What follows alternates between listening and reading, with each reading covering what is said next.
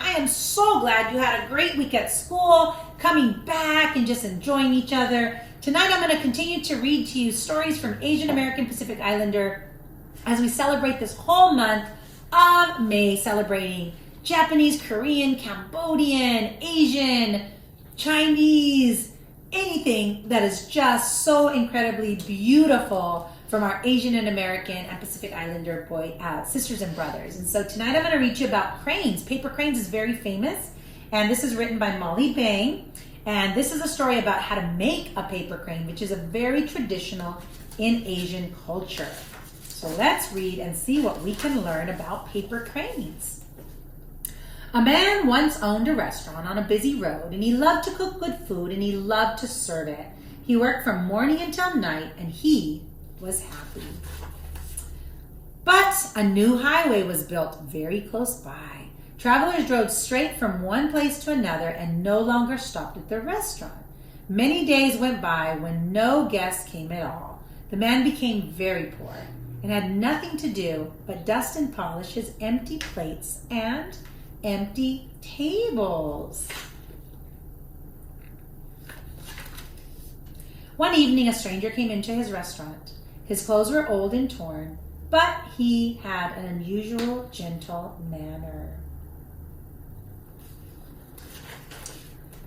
Though he said he had no money to pay for food, the owner invited him to sit down anyways. He cooked his best meal he could make and served him like he was a king. When the stranger had finished, he said to his host, "I cannot pay you with money, but I would like to thank you in my own way." The restaurant owner agreed.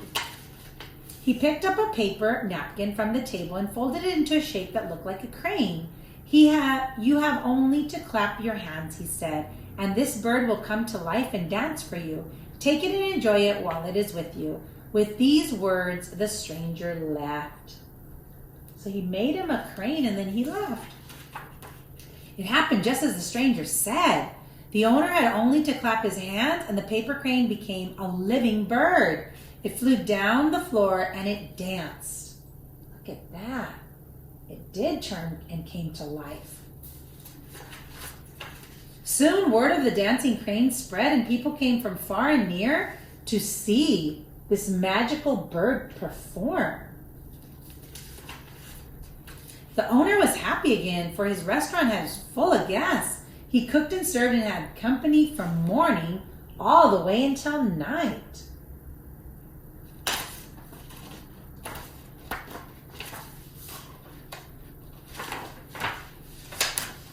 So, word for the dancing crane spread and people came all over to see that magical bird perform. The owner was happy again. He cooked and served all morning and night. Sorry, I had already read those pages. The weeks passed and the months passed.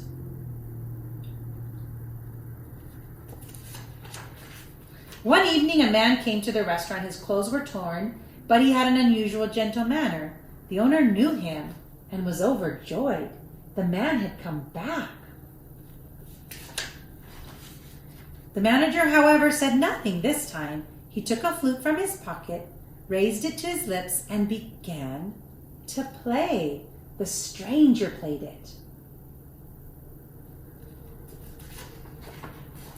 The crane flew down from its own place on the shelf and danced as it had never danced before. The stranger finished playing, lowered the flute from his lips, and returned to his pocket. He climbed on the back of the crane and they flew out the door and away. Oh my goodness. The restaurant still stands by the side of the road, and guests still come to eat the good food and hear the story of the gentle stranger and the magic crane made from the paper napkin. But neither the stranger nor the dancing crane has ever been seen again. Wow. But they still play that magical flute. What a beautiful story, all about the paper crane.